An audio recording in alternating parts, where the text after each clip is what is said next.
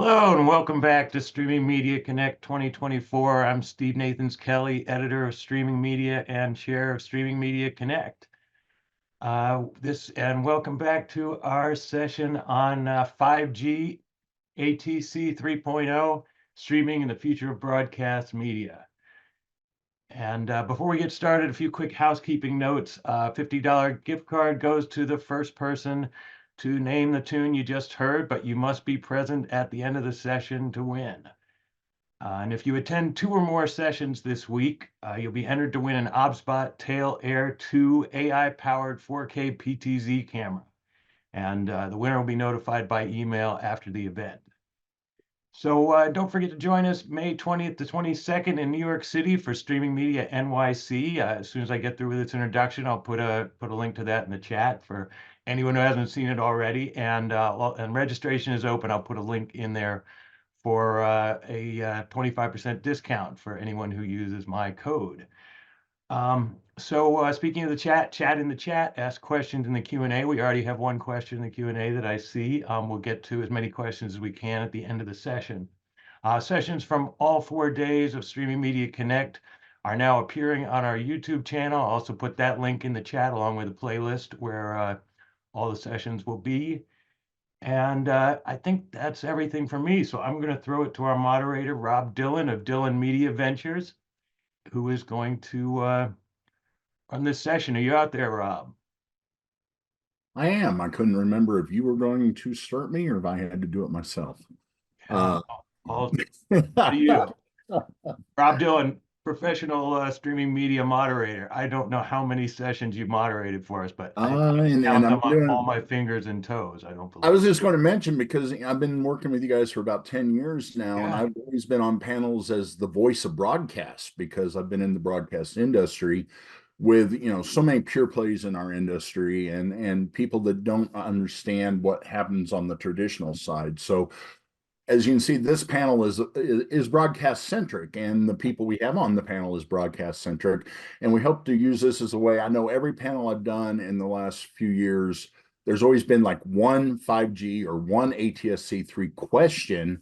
And, the panelists were clueless because they didn't work in broadcast. So I'm really excited about this one. We got some great people on here. We'll apologize for the people in the audience. I'm in the middle of my Indiana wintertime fur barber canceled yesterday, so most of you know what have seen me before know what I look like under all of this. So anyway, we're going to go on to our panel. Oh, my background, so I was in broadcast, so because I'm going to ask all our panelists to do the same thing.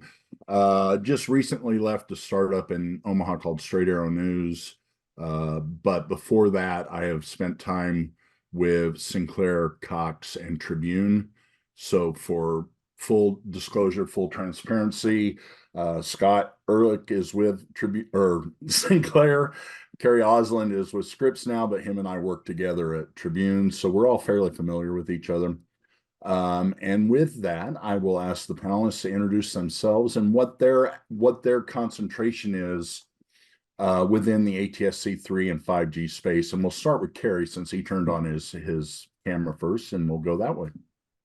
Hey, great to see you, Rob. I'm Kerry Osland. I'm with the EW Scripps company, or a company that's been around for a little over 140 years. Think of us as a company that has 100 transmitters across the USA, one of the largest spectrum holders in America.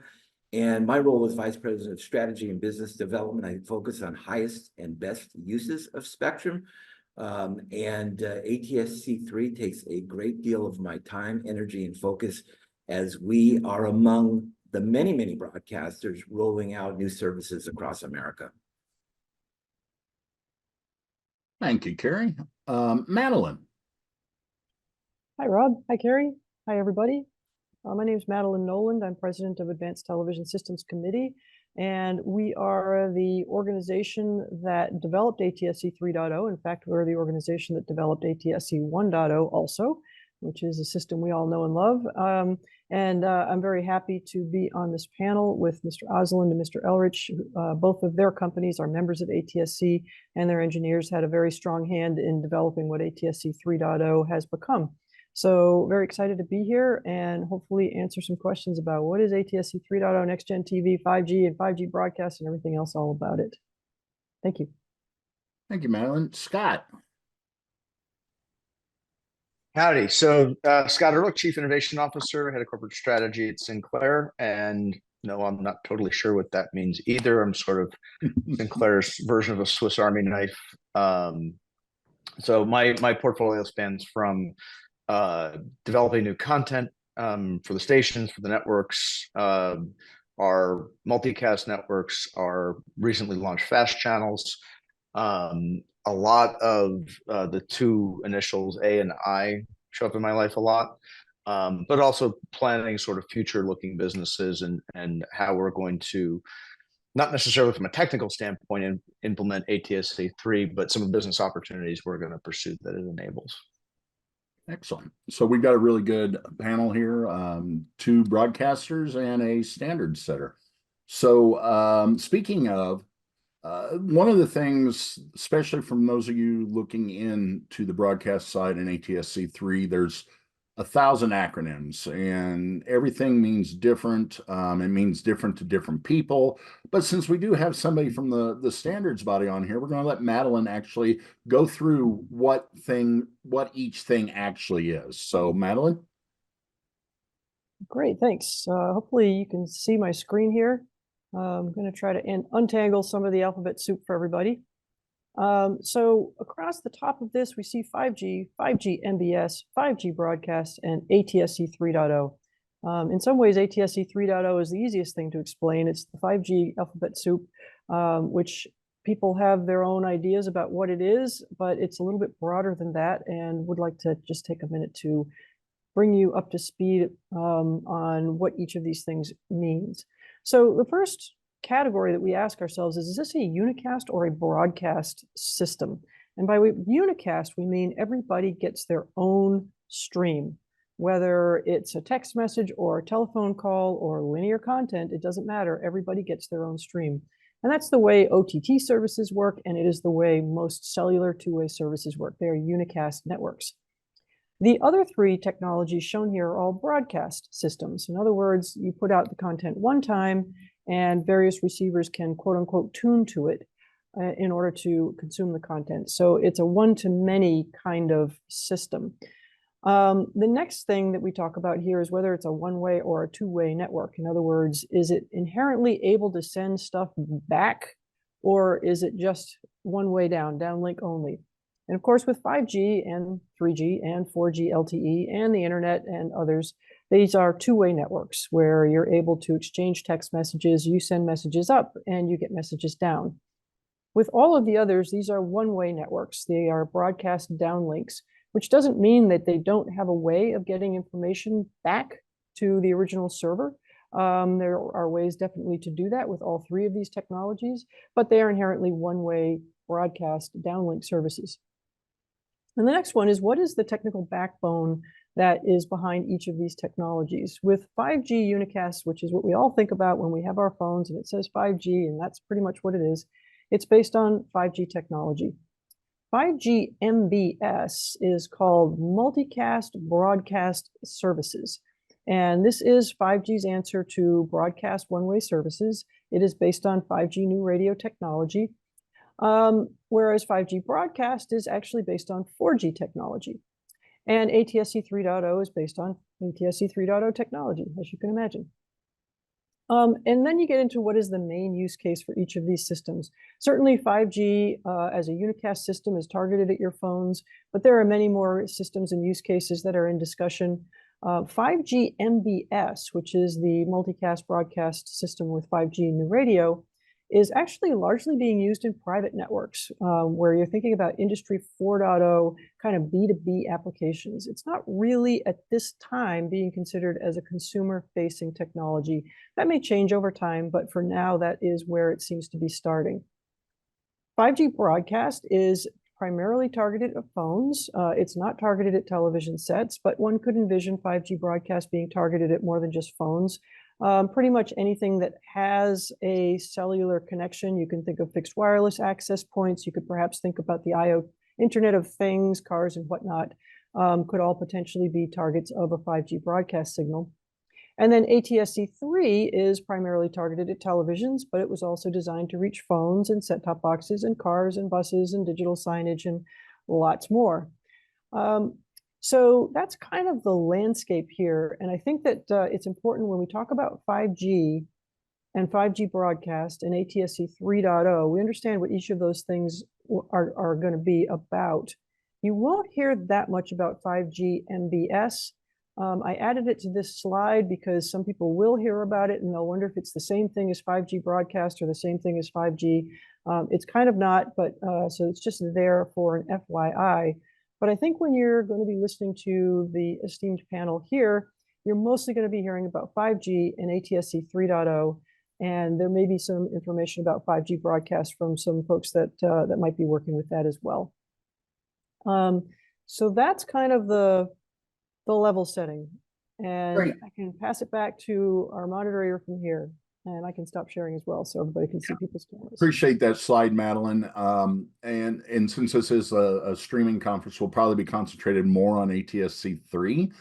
One thing, but we'll hit all over the place just depending on where the conversation goes. But one thing I noticed on your slide was ATSC 3 designed for phones, but there aren't any phones with an ATSC 3 chip yet, are there?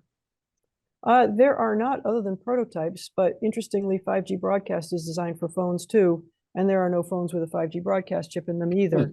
So I think that they're, developing the phone ecosystem for any kind of one-to-many technology is going to be interesting, and it's going to vary from country to country. Some countries, it makes a lot of sense to do, and the whole ecosystem is on board to do it. And in other countries, it may be challenging for some parts of the ecosystem, or there may even be headwinds that business deals would need to be carved out in order to address. So what happens in the US and in other countries is TBD, but the truth of the matter is that there are no phones in the world today that receive broadcast service, period, whether it be 3.0 or 5G broadcast or anything else, or at least very little. And to that point, and one of the reasons I brought that up, when I was with Sinclair and I did work on the ATSC 3 team out of Hunt Valley, not with Scott in California, but one of the things we were very concerned about is developing for phones when no phones would support it. And that was 4 years ago. And we're still struggling to get phones, which leads to a question is ATSC 3 or 5G attempting to compete or complement wireless service? Anybody can take this question. We don't have to stick with Madeline. I'll take a little bit of that question and let me just start with what 5G broadcast and ATSC 3 need. They need spectrum. And so when we take a look at the opportunities for highest and best uses of spectrum, and I'm talking about Scripps now, we're curious about all technologies. However, we are huge advocates of ATSC 3 for among other things, the engineering and the quality of services that we can achieve through ATSC 3. But if we jump up to 50,000 feet, whether it's 5G broadcast or whether it's ATSC 3, they need broadcast spectrum to operate on, and they particularly like UHF spectrum, of which we have gobs of. And there's also some talk about those two technologies living harmoniously on the same 6 megahertz channel. We have not seen that yet, but we would be for it. Anything to add, Scott? I mean, I think we have a bunch of tests going on mobile, not in the US, but in other places in the world. And we do see that as a use case that makes sense in countries like India, where the mobile phone is the dominant interface and connection of the world. It's not necessarily the TV set. From the TV perspective, I think part of the way I start the conversation about ATSC 3 is it enables business models for broadcasters that we haven't been able to access before. And all of the well-documented changes in the local broadcast industry, in terms of local ad sales, retransmission dollars, all these other sorts of things that we hear about. This is the counterpunch, right? The counterpunch is, okay, let us use the spectrum in different ways to enable different business models that go everywhere from lots more channels to the availability, the capability of delivering data, things that we haven't been able to do right now. The multicast industry has been one of the quiet sort of success stories in the broadcast industry over the last 10 years. So as much as everybody talks about the decline of broadcast, these multicast channels, the .2s, .3s, .4s, we have a portfolio of them. Scripps has a portfolio of them. Other broadcasters do as well. Those have been very quietly giving consumers a lot of new options of content to watch through an antenna. And I think we're eager to lean back into those. But to Carrie's point, enabling all of those services requires us getting access to the spectrum. And right now, in markets that have 3.0, I don't think most people are aware of this, but we're simulcasting 1.0 and 3.0, which means we can't do anything particularly interesting with either one. And so we've been looking as an industry to the FCC for guidance on when we can sunset 1.0. And that's the moment when we can start enabling some of the really game-changing services that are the promise of ATSC 3. Yeah, I think, Scott, you bring up something, a great point there that may be getting a little too deep into the weeds for streaming folks, but like the conversion to HD, the FCC allowed a separate antenna, but they're not doing that for ATSC 3. So you're having to share antennas or within the company or within yourself. And what kind of a challenge does that present?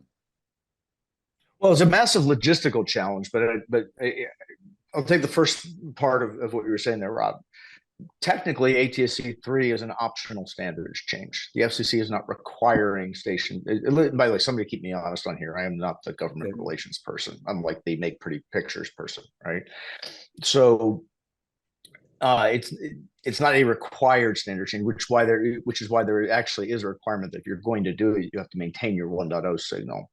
The conversion from NTSC to ATSC 1.0 was a required change. And so the government was mandating a change. They were mandating it, if everybody remembers, within a period of time.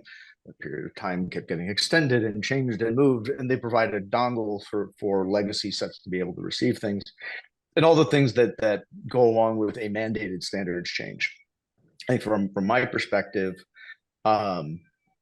the move to 3.0 is good for broadcasters. People, broadcasters are electing to do it because it enables new business models to an industry that's been under a lot of financial pressure.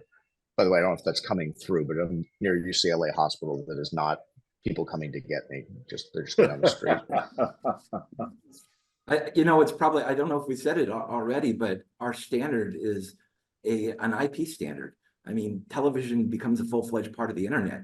And that means all of the wonderful things we can do with the internet, we can do theoretically with television. And so this is the big leap forward, the ability for us to have hybrid services. All One of the zero. things- Oh, sorry. I was going to say, I think that's a really good way to connect it back to streaming, right? Which leads us into a question that Madeline had posed, and I want all of us to approach is ATSC 3. Yeah, and this would be very interesting to our audience, I think. Is ATSC 3 a hybrid OTA or is it OTT? Is it coming for streaming? Is it coming for broadcast? How do they work together? Well, let me just give the tech, and then I'll let Carrie and Scott talk about the cool things that they're doing with it. So from a technical point of view, if you just want to watch TV, a lot of times we get the question is, oh, do I suddenly need a broadband connection in order to watch TV? No, you do not. You can watch ATSC 3.0 television just the way you've always ever watched television. You don't have to connect your television to the internet. You don't have to have a broadband plan. However, if you do, then ATSC 3.0 can be married nicely with your broadband connection. And it can do all kinds of tricks when you combine the two. And what really happens is that you wind up with these hybrid services. So imagine, Rob, you're watching whatever program it is you're watching on linear TV. You sort of tune in, and the first thing that it says to you is, do you want to start this program over? We noticed you tuned in 12 minutes late. Wait a minute, I get to watch on demand on linear TV over the air, really? So you go, yes. And suddenly the program just starts over from the beginning. And you're watching that, and then you have an option. Do you want to return to live TV? Sure, go ahead. And you can say, oh, I'm going to channel up, down. I'm going to do all the different things that I always ever did with TV. What the viewer doesn't know, or frankly care, is that the minute you clicked yes to start over TV, you switched seamlessly from the over-the-air linear feed coming in on your antenna to an over-the-top streaming feed coming in off of your broadband connection. But the coolest thing about it is that the user experience is seamless. And so you're bopping between streaming and linear without even knowing. And it really allows the broadcasters suddenly this new way of doing things. So now you're going to be pausing and rewinding and doing trick play. Obviously, you can't fast forward on a football game that's live because we don't know what's going to happen next. But when it comes to a wide variety of things that you can do, hey, you're watching something on Scripps and you just wanted to catch the weather. So you pull up the button and say, I want to watch the weather now. Boom, there it is. And we had this live on the air on display at the CES show in Las Vegas in January. And this was just what's on TV. This was not a canned demonstration. This was what's on. So I'll turn it over to Carrie and Scott. But from the technical point of view, as Carrie points out, the fact that 3.0 is an IP-based standard doesn't mean that you have to have an internet connection. But if you do, then these hybrid scenarios and features are possible. Just saying, and you're always, I'm sorry, Carrie, I didn't mean to step on you, but I wanted to throw out there, when I was with Scripps 4 years ago, Vegas was one of the first markets.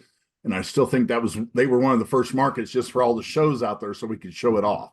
Because it was available. It's true. And CES had TVs everywhere running the local channels using it. So now back to Carrie. Sorry about that. Well, look, first off, your lean back television experience that's super easy to use, and everybody understands how to use TV.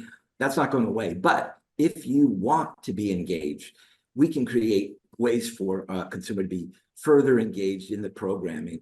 Think of the words win, play, vote, buy, be better informed, all through your remote control, and then business models that support all of those things along the way. So the viewer and advertising experience is going to be very interactive, or could be very interactive, much like the streaming experience.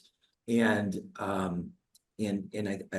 also when it comes to revenue creation in addressable advertising, the same things that everyone here on this call and listening to this call already understand about addressable advertising, and it's going to be available to over-the-air television as well. Scott, anything to add? No, I think that's a good survey over. I think that's where I get excited is where this enables new consumer experiences, right? And new is a little bit of a misnomer. One of the ways 3.0 could be used is just more channels, right? Back to the multicast point.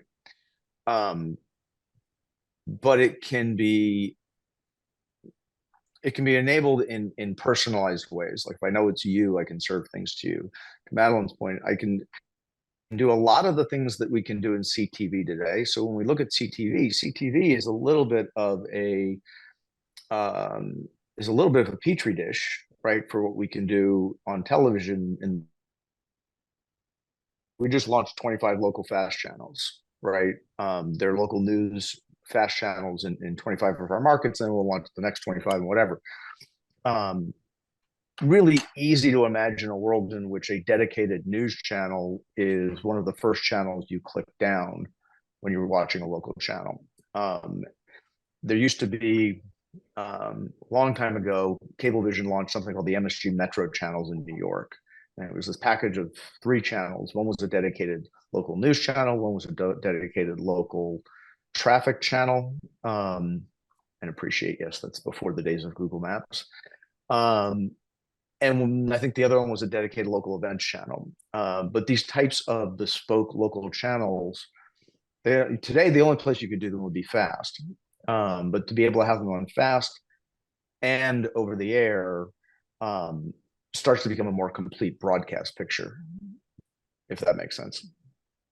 Yeah, and I think very soon you're also going to see some temporary channels come up, pop-up channels, and where a channel doesn't exist today, but it exists tomorrow, and it exists for the next 30 days because it's all about the Iowa State Fair. And then it goes away. I think you're going to see business models and channels like that start happening on over-the-air television. That's a great point. And I think one other pretty interesting thing you can do with the new system is you can actually put the name of the channel and everything you need for it to be in the program guide and for someone to click on the channel, except the video, the audio, and the captions, which all comes through streaming. So you can imagine you could have a program guide full of channels, and they could be all your fast channels. They could be whatever you want, or these pop-up channels, or whatever, anything. And, I personally watch, I like watching the sub channels. There's some good stuff there. We won't get into what I watch, but anyway, the idea being that you can put a channel on the air, but the only thing that's actually being delivered over the air is the announcement that the channel exists.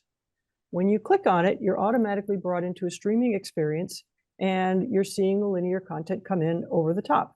So that's actually taking place in South Florida right now, because as Scott and Carrie pointed out, right now we're very bandwidth constrained with 3.0 because of the amount of space that ATSC 1.0 takes up. But it's a way for some of these television stations to get on the 3.0 bandwagon, even though there's not really enough room in the spectrum to do it yet. But imagine that we can do that with a million different channels, not just because we're trying to get through a transition period, but because Scott's company is launching 25 fast channels. Well, now all these 25 fast channels are available in your program guide, along with all the other channels you might be watching over the air. So I think they're calling them IP channels. But again, from the point of view of the viewer, they don't have to know or care exactly which way this content is arriving at their television set. It should just be is. absolutely seamless. And And I Well, go ahead. I was just going to say, today we're, oh, sorry, I was just to say, today we're doing that through, I think we call the broadcast app, right? Not the world's most creative branding, but quite literally a broadcast app. And so the broadcast app comes along with a 3.0 station and points you to, they look like our multicast stations or fast channels. And to be honest, what all that really is a URL that's pointing you to that channel and then bringing it into that experience through a broadband connection. In a future state, we'll have multiple options for how we deliver that. You could imagine a world where we're delivering, pick a number, 50 channels through the broadcast app. And in market X, the most popular channels are channels 2, 4, and 7. So we're actually sending that signal over the air in that market. But in another market, it's channels 11, 15, and 19 that are getting the heavy usage. And so in some markets, the channels stream, and in some cases, they actually get sent over the air. And maybe you're making that decision dynamically, right? I mean, to Carrie's point about pop-up channels, that also you can manage the bandwidth dynamically. You can manage your use of spectrum dynamically. When there's, if you got an NBC affiliate and it's Olympics, right, you may want to manage your spectrum a little bit differently than you do in a steady state. Somebody's got the Super Bowl or some other big event, the Oscars, or even just election night, right? You could have a channel that's just a data feed on election night, and you could have one that's covering, I grew up in New York, so one that's covering Westchester County, one that's covering Long Island, one that's covering New Jersey. All of these programming models become possible, and that's exciting, including 4K and 8K.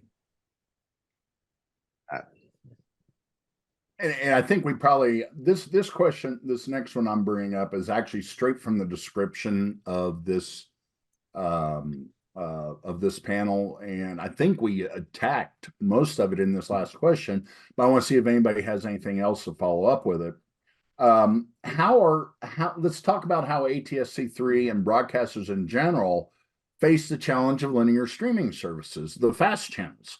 Like Carrie, your company, Scott, your company have various fast channels out there, but you also, as Scott, you brought up DigiNets, and we're this constrained bandwidth. How do you face the challenge when you go on to Pluto or Tubi and there's 300 fast channels?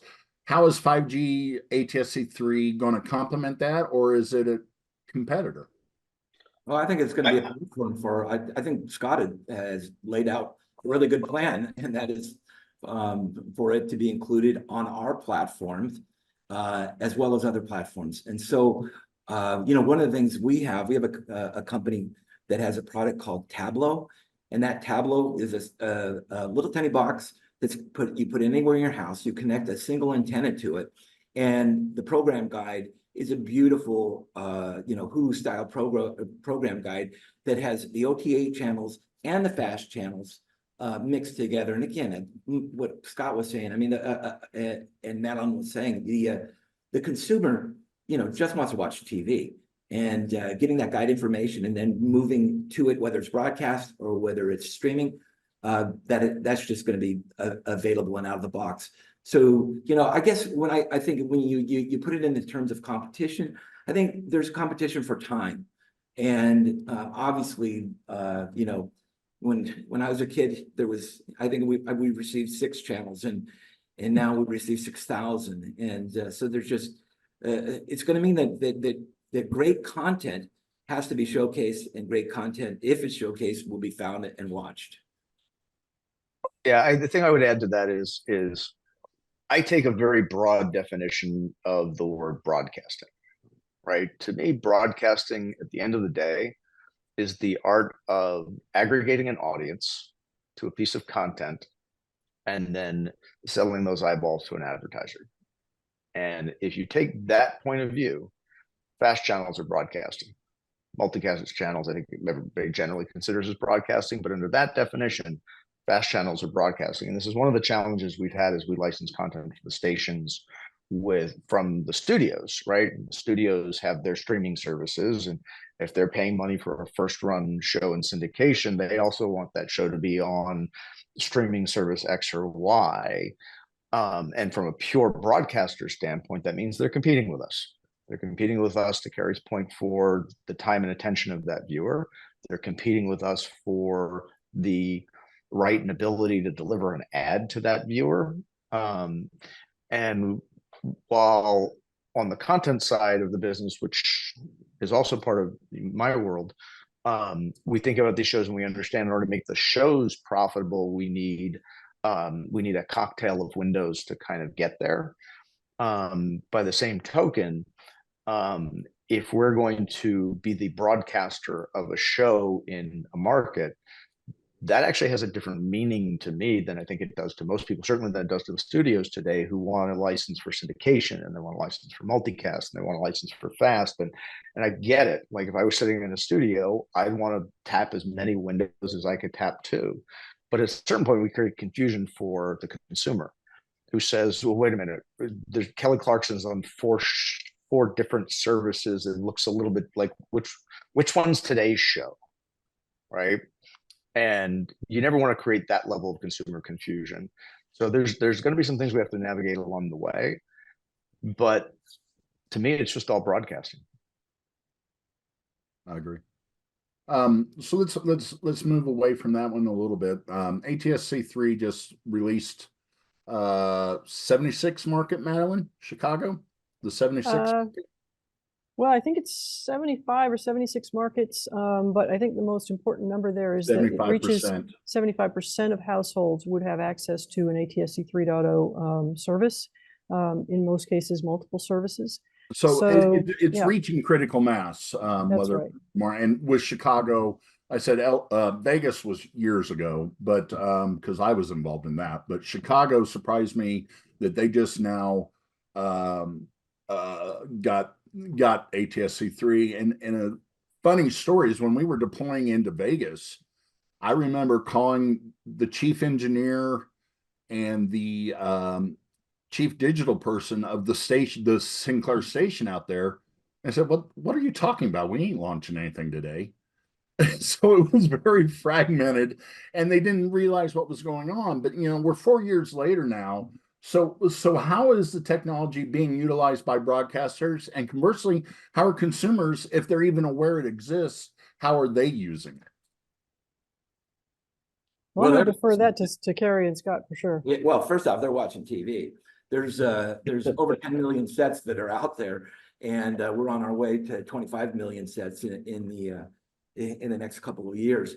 11% of all TV that are sold right now are ATSC 3 capable, and we have major manufacturers that are making these sets: LG, Samsung, Sony, TCL, Hisense. And then a number of gateway devices that are low-cost gateway devices that are coming to market right now. So I think our challenge is, and I think it was implied in your question, do people know about it? Some do, some do not. And I think that that's on us to tell our story a little brighter and louder, whether it's at retail or whether it's online with sales. But think about those 10 million TV sets that are out there right now. In my mind, they're all sleeper cells, ready to be activated, and all you have to do is put an antenna on it. And all of these new services and better picture quality, better audio is right there in the TV set you already bought. I love the sleeper cells analogy. I mean, here's the thing I would maybe just sharpen a little bit on that. The consumer awareness is a massive issue. Like, consumer awareness rounds to zero. Even the people that have TV sets that are ATSC 3 compatible probably don't know it. So in terms of like current usage, the current usage is in and amongst ourselves in the industry, right? And the consumer awareness problem is only going to be solved in one of two ways. Either a wildly expensive marketing campaign to build awareness. I'm going to go out on a limb and say broadcasters are not going to like jump up and down, get excited, and rush to the front of the line to fund that. Or killer app. If we figure out what the thing is that captures consumers' minds and imaginations, more importantly, gets the OEMs to put something on the box that says, this is a NextGen TV. When you fire it up, you'll know what that means. Even better would be the consumers walk into Costco and they look for the box that says, this is the NextGen TV. And I've done that exercise a few times, and I know which TVs are ATSC 3 compatible because I have a list that I can get from an industry source. Right. Most of them still don't say it's a NextGen set on the box. They say it has Netflix. They say it has Prime. They say it has Hulu. And those deals have been well established. But until all of those boxes are screaming, this is a NextGen TV, and people understand what that means, it's going to continue to be the biggest challenge. And even at an industry show like CES, where they were just this year kind of saying, this is NextGen TV, but there wasn't a real explanation unless you went to the Sinclair booth on what NextGen TV was. It's like the words are meaningless unless there's an education campaign or, as you said, a killer app. And that brings me back to kind of what I was trying to get to. That let's go to a market that's been fairly mature, not Chicago. They just launched, but I don't think I have. And here's the thing. I don't know if Indianapolis has it or not because I haven't read a damn thing about it. It does. So let's go. If Indianapolis has it, let's ignore that too. Let's go to one of the earlier markets. How is it being used? I know when I worked with it, I was working for EBS alerts, but there's so much potential. Is there any market that's actually embracing the potential from a broadcaster's point of view to what a consumer would think, hey, this is really neat to have? I'm not aware of anything that's really gone much past the POC stage. Like, I think there's a lot of interesting POCs. We have deployed that broadcast app I described, I think, in just about all of our markets. I think there's a flavor of it that's audio only that's in some markets. But it's largely more of a test than it is a commercial environment, right? It's not like there's enough people using it today for us to go, okay, we're going to shift business resources onto that. That's our hope. That's what we're trying to do. And as that app matures, I think it will be a better commercial platform than than a lot of other things that we've tried over the years. But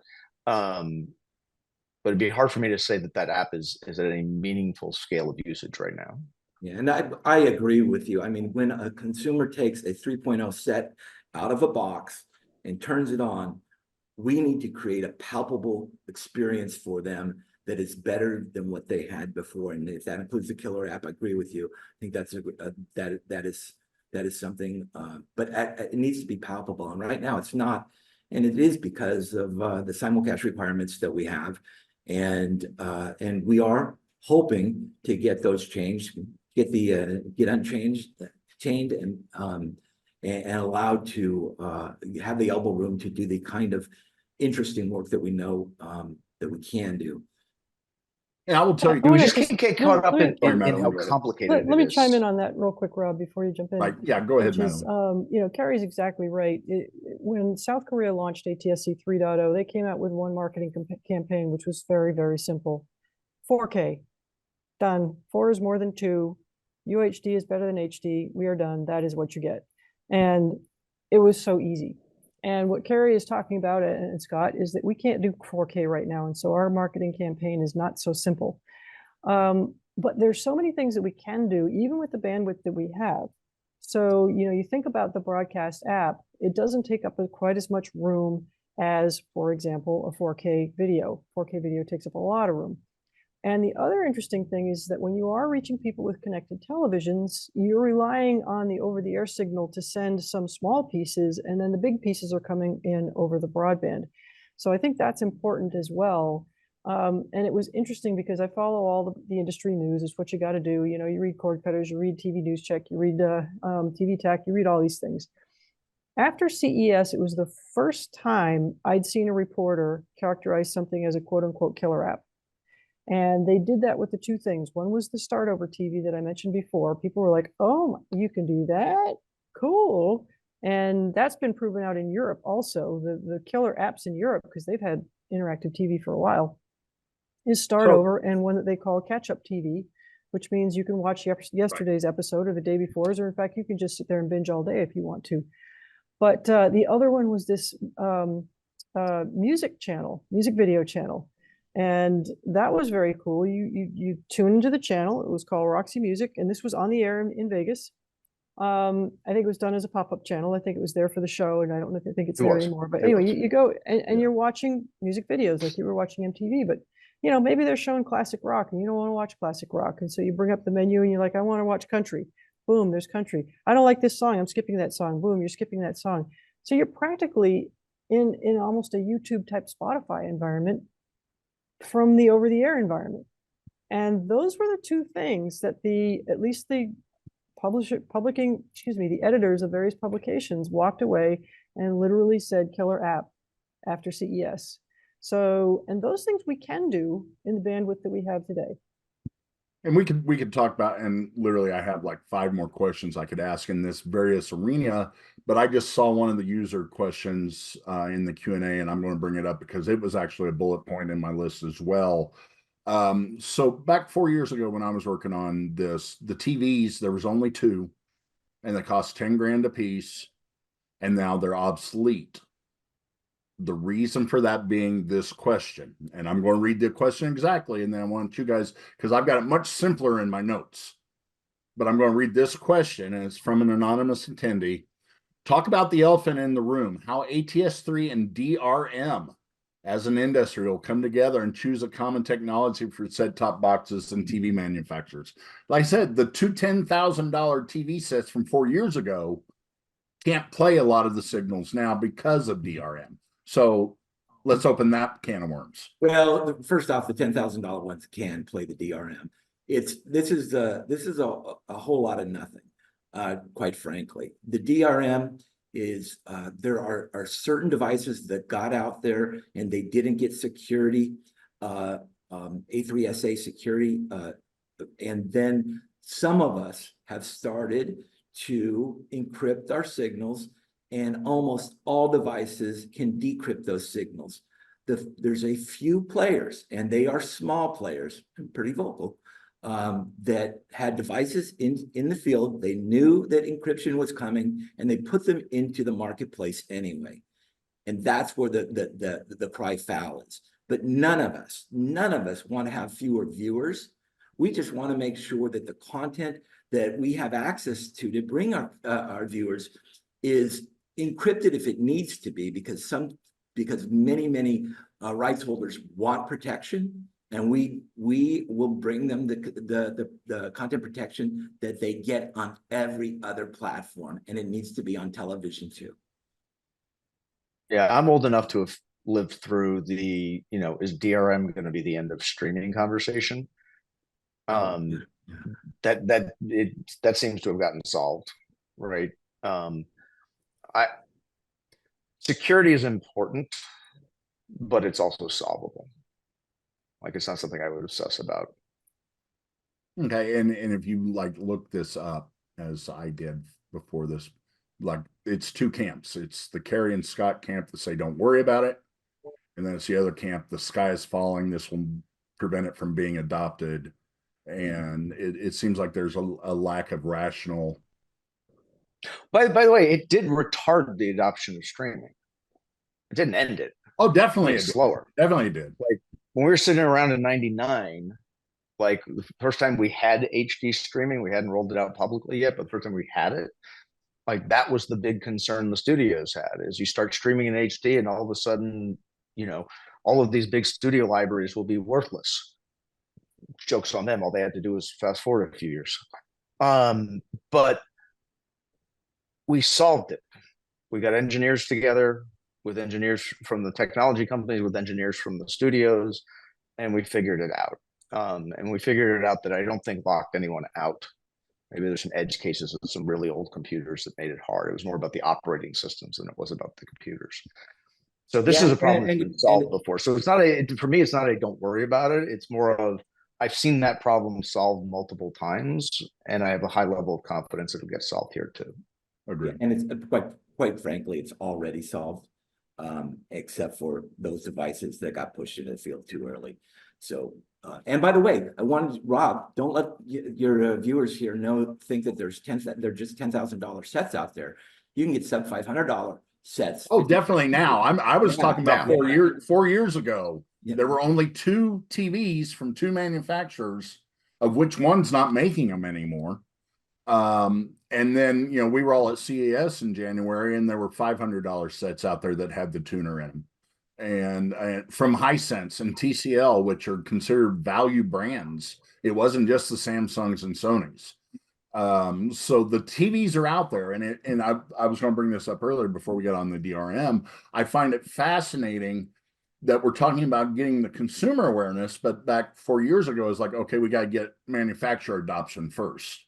Well, we've got the manufacturer adoption. Now it's time to do a consumer awareness campaign of some sort, or a killer app, which were things we were all working on together 4 years ago. But, we're all sitting there going, okay, there's only 2 TVs in the entire market that can even carry this.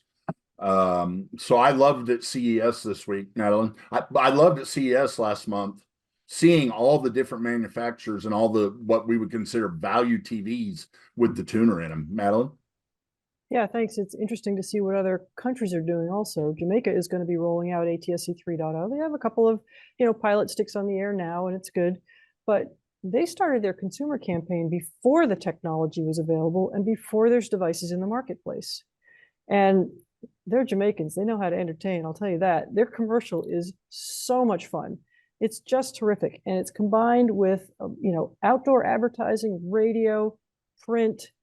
I mean, it's a whole campaign, and it's their consumer education campaign. They started last December, even though nobody has access to any signals and nobody has access to any devices. And their point is, let's teach people about what this thing is, so that when we roll it out, people are going to be like, excellent, I'm going to go get my device and get this going. So it's been interesting to see how they've done it. I agree 100%. And I think there's a defined vision now, whereas 4 years ago, it was just all over the place. So we're getting close to the hour. So we got some questions. One question, Madeline, you answered it in the Q&A, but I still think it's important, especially for a lot of the lay people who don't work in our side of the industry. The question is, why does ATSC 1, which we're complaining is blocking all our fun stuff, why does it even exist? Why didn't we go from HD? Why the middle stop? Why 1 going from NTSC? Why was there the middle stop before ATSC 3? Hey, you want me to jump on that one? Yeah, because you answered it in the chat. I just think it's important in case anybody wasn't following that. Yeah, great, no problem. So I think that one of the things that's really important for people to understand is how old is ATSC 1.0? Okay, and if you'll indulge me, I would just love to share one more slide. You guys are going to get a kick out of this.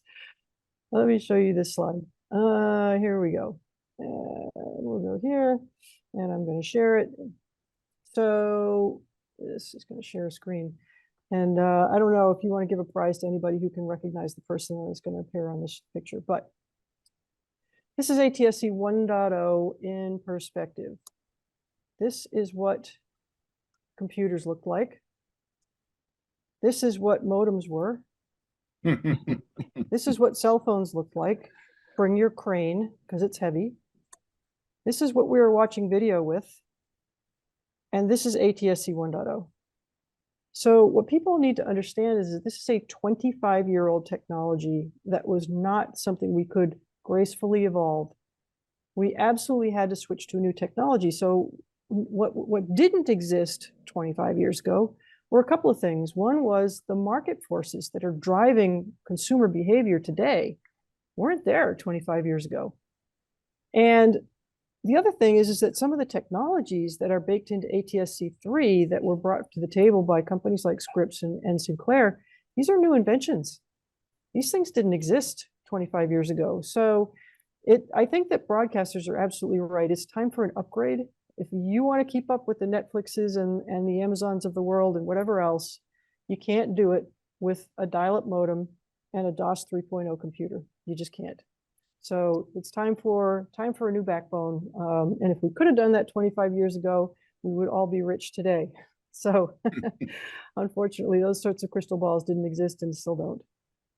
So the next, and thank you, Madeline, that was perfect. And I think that kind of drove everything home. Here's one from Mecca. How do you think this will affect streaming platforms in the long run? If broadcast has the same capabilities as streaming providers, would consumers prefer this method instead of paying for a streaming service? What do you think the impact of ATSC 3 will have on the industry as a whole? And the reason I chose that question from the audience is it more or less matches what my final question to my panelists was going to be. So I would like to have all three of you chime in if possible. And I'm happy to repeat it, or you can look in the Q&A. It's the very last question.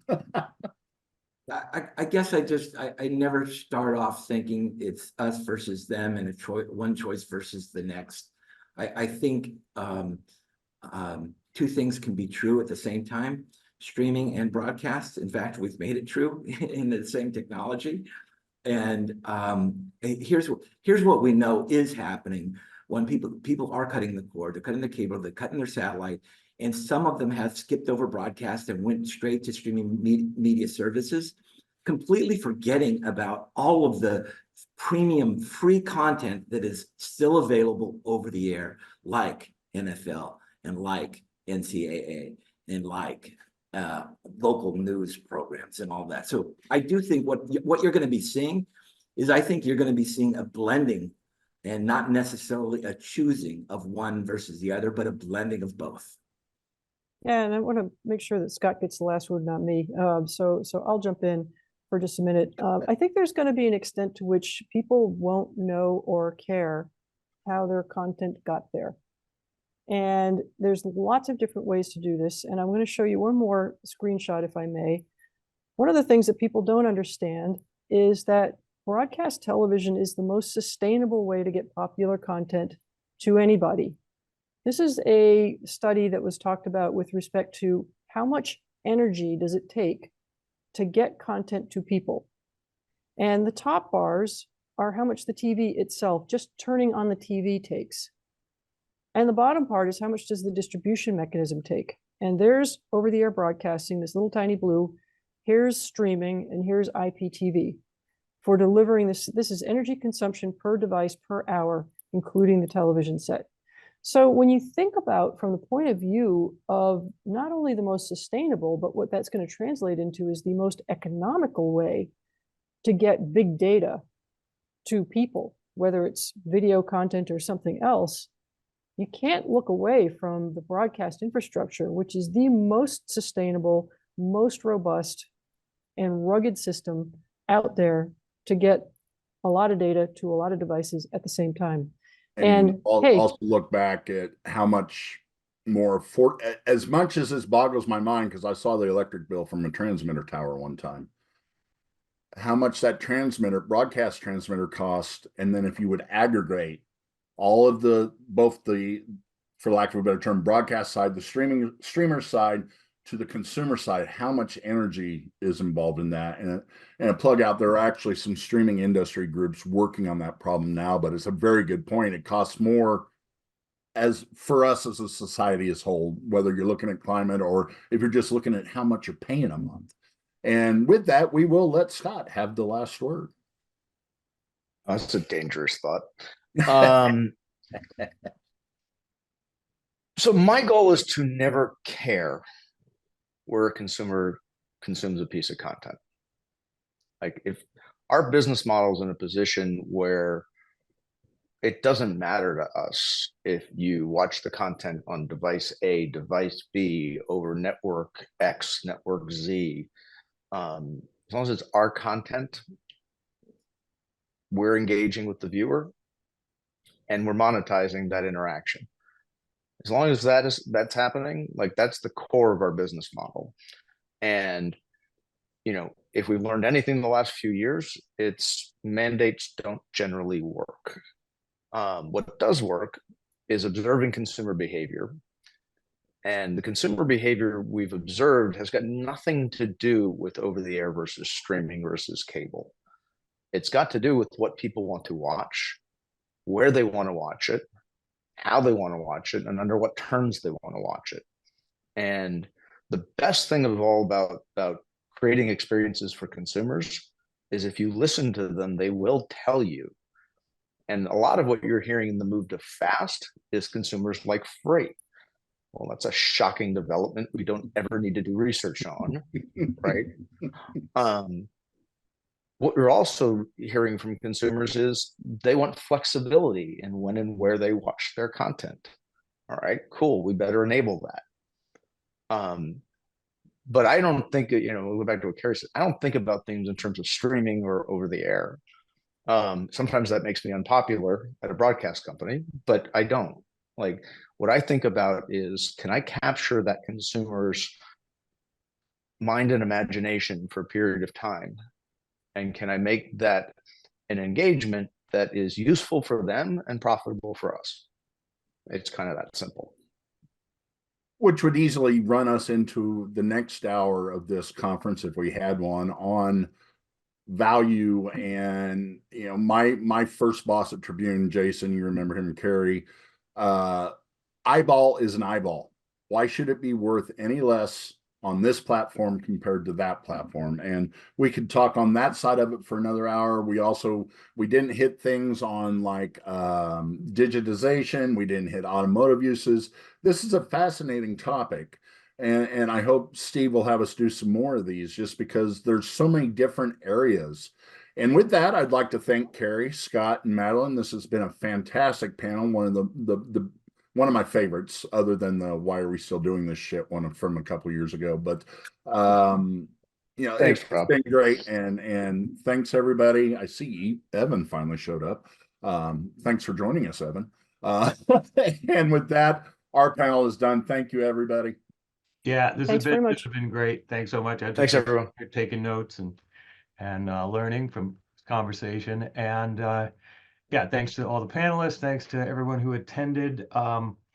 And just one bit of housekeeping before we leave. The walk-up music was Mehev by Lunasa, and it was correctly identified by Kristen Laureen. Congratulations, Kristen. You should be receiving an email about your gift card. We will be back in a half hour with case studies from Teradek and BC Live and TMT Insights and A&E Networks. So don't forget to come back for that. Thanks.